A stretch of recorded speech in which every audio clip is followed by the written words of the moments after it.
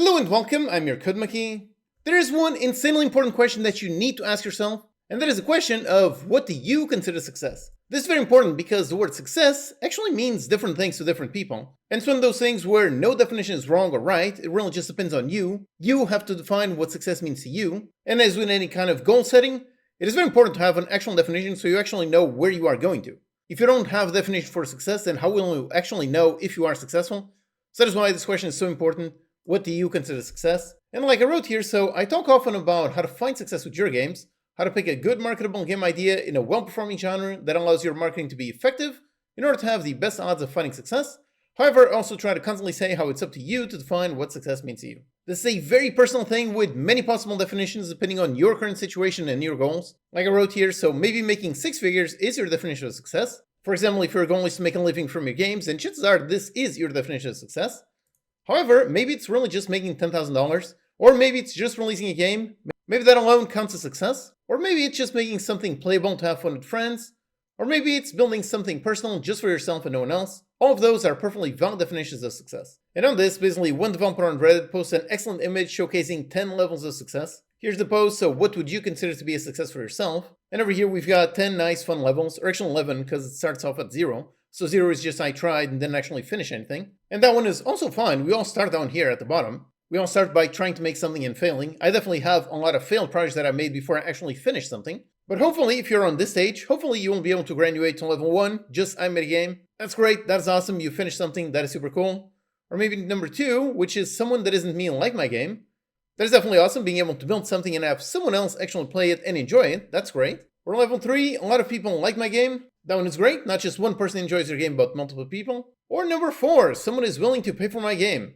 This is definitely a very crucial step, this is a very important one, and one that a lot of people hope to achieve. So if you are still down here on level 0, I do hope you reach level 4. Again, assuming that is your goal. The reason why I'm saying that is because when someone actually gives you their hard-earned dollars, that means what you created actually has some actual value. And that, at least to me, is a very important checkpoint. So I do think this one is very, very important. And then of course, if you can get just $1, hopefully you can reach level 5. I have modest income from my game. And then perhaps even 6, I made enough money to keep being or become a full-time game dev.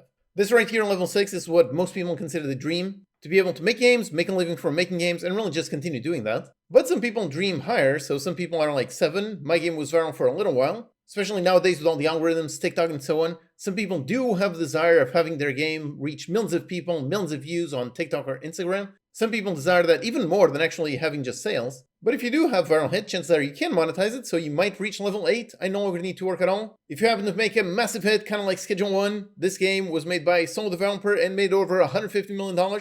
So yeah, if this developer doesn't want to work another day in their life, nope, they don't need to. After that, you've got number 9, my game has a large enduring fan base. This is where there are a bunch of people that dream about their game as being more than just a game.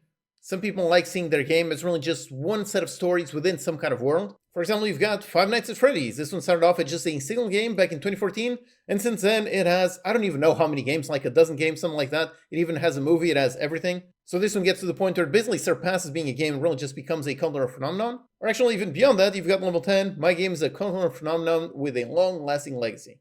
So that would be something like Minecraft. Yep, this one was sold for $2.5 billion, that's an insane amount. And pretty much every single person around the world knows what is Minecraft. If they see a bunch of cubes, chances are they won't think, oh, that's Minecraft.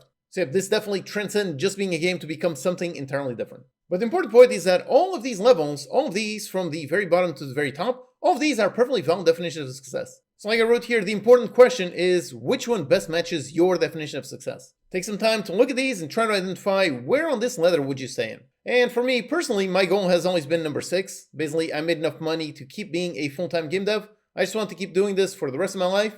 I have no interest in making a phenomenon. I'm happy with making small niche games that only a few people even know about. So if I'm looking at this list, yep, my goal is over here on 6, and that's basically it. I don't really have a desire to make some kind of viral game, or a desire to make enough money that I don't have to work at all. Although don't get me wrong, I definitely wish I could make a game that made like $10 million.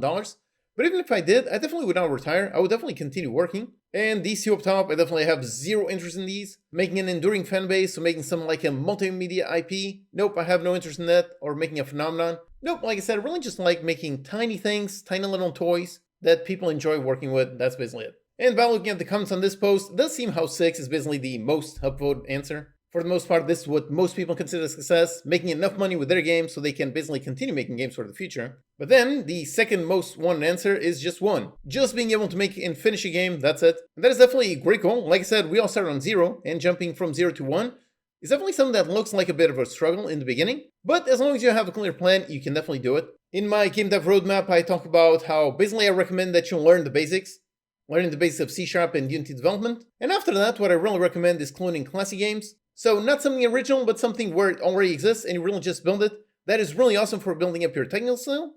And then once you have that technical skill, then you can really just start building something original, something very, very small. And if you already have proof that you yourself have managed to finish a game, even if it was a clone, if so, then you will definitely have confidence in your own skill of building that original game and actually taking it to release. So if you are down here on level 0, I just want to say, yep, making the jump from 0 to 1 sounds really difficult, but believe me, it is possible. And I definitely hope you can do it. But more importantly is what I wrote here. So in order to achieve a goal, any goal, it's imperative that you are very specific on what the goal is. So do take some time to clearly define what is your goal with game dev. So if you haven't yet answered this question, I highly recommend you pause this video and try to give an answer. You need to know where you're going in order to be able to actually get there. Personally, I love setting clear goals, so I love this image right away. If you think to yourself, I just want to be a successful game dev, then that's not really quantifiable. How will you know when you get there? Whereas if your goal is, I made enough money to keep being a full-time game dev, then you just need to calculate your burn rate and multiply it by how long you work on your game. And if you hit that goal, then congratulations, you made it. So if you have a concrete goal that you are actually striving towards, especially if it's a mathematical goal where it's very easy to see whether you achieved it or not, if so, then that makes it so much easier to basically stay motivated and stay upbeat as you are actually working on it. Because you know, okay, this is the finish line, so I'm going to work towards it, and once I achieve it, awesome, I will have made it. Also, right now you can get my Toolkit asset at 50% off. This is a great collection of tools and elements helping make games better and faster. It's got a bunch of super useful things that are basically just drag and drop, and they can help you prototype games and make them really fast. It is currently 50% off, so check it out in the link in the description. And check out everything else on the spring sale. There's tons of stuff at 50% off. Alright, thanks for watching, and I'll see you next time.